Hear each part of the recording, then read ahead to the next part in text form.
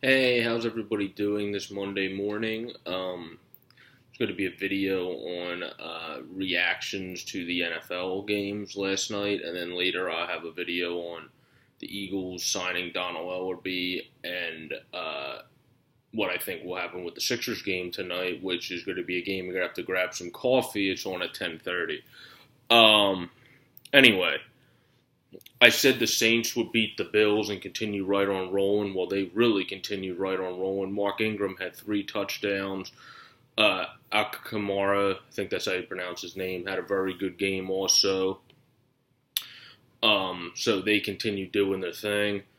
The Packers beat the Bears. I'll have to eat my words on that one. I thought the Bears would win that game, but Brett Hundley had a better performance than uh, better performance than usual. Ty Montgomery had a rushing touchdown, and he got injured, so we'll see how, if he's back next week, if that affects the Pack in any way in trying to salvage their season a little bit with Brett Hundley in there. Mitch Trubisky had about 300 yards and a touchdown, so he didn't have too bad of a game either. It's just Jordan Howard couldn't really get going to get their run game going, so the Bears struggled.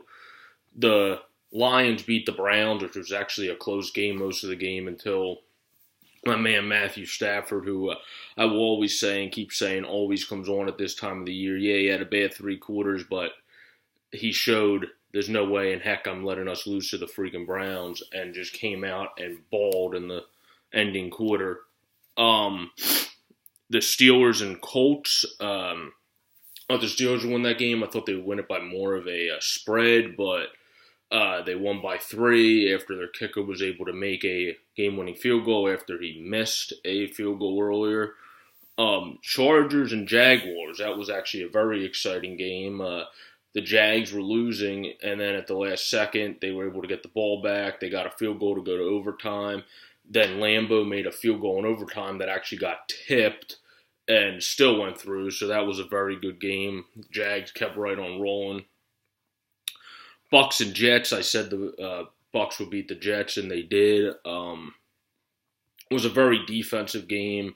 McCown probably had his worst game of the season. Ryan Fitzpatrick didn't do too good either, but he was able to throw a clutch touchdown at the end, and that was an overall boring game to watch. I didn't really watch much of it. I just followed it. Bengals and Titans. The Titans were able to win that one as expected. Our former Eagle, DeMarco Murray, had a great game in that one. Probably his best game of the year he had in that one. So that helped them go past the Bengals. And then Vikings and Redskins. I thought the Redskins would upset the Vikings, but Case Keenum came out, and for most of the game, minus the 2 picks he threw, looked like Brett Favre, not Case Keenum. So that was kind of ridiculous, but good for him. We'll see what ends up happening in continuing weeks if Teddy goes in, or if they feel he's doing too well, they don't want to mess with anything. Rams and Texans. The Rams just kept right on rolling. Todd Gurley, another good game. Jared Goff, another great game. That dude can just launch the ball down the field. So the Eagles got to be we got to be weary of our secondary in that game, but I think would be good because we got one of the best run defenses. So we'll see how Gurley matches up against that, etc. Cowboys and Falcons. Well, I thought the Falcons would win, but 27-7. Didn't think that was coming.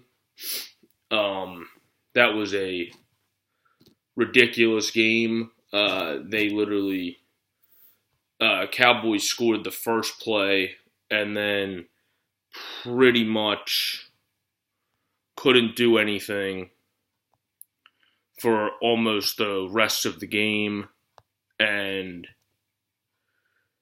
that was literally just ridiculous. And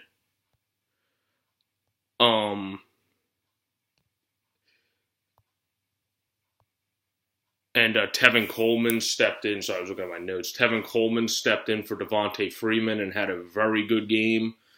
And people thought after Freeman got hurt, oh, maybe they couldn't match up. Well, Tevin Coleman's also a pretty solid back. And without Sean Lee in there, who got injured again for the Cowboys, their run defense statistically drops. So he was able to have a great game. Claiborne had a ridiculous game, sacking Dak 6 times. If the Cowboys, I'm going to have help on that side if they want to have a good chance at beating the Eagles, because the Eagles have a better run defense than the Falcons, and the Falcons were able to stop the run on them most of the time with Alfred or Smith or McFadden, who barely played. So they really need to be able to spread the field more if they want any chance against us. 49ers, kudos to them. Congratulations to the 49ers. First win for them against the New York Football Giants, who really are doing terrible this year. Haven't looked yet. I heard Ben McAdoo might get fired today. I haven't seen if that has happened yet. But it's time. He's obviously not working there. And the 49ers, though, doesn't discredit their win. They had a good game. C.J. Beathard had a good game again. Their D made stops when they needed to. Eli actually had an okay game. He had 2 touchdowns and 0 picks for a 113 rating. Not too bad. They just couldn't really get their run game going. Besides, Dorqua had a lot of yards, but 70 yards, couldn't get in the end zone. But yeah, overall good game by the 49ers for once. And the Patriots destroyed the Broncos. I thought the Patriots would win. I thought it would be a little bit closer because it was in Denver, and Denver still has a good defense. But the Eagles destroyed them, and the Patriots destroyed them. But one thing Chris Collinsworth said on the game was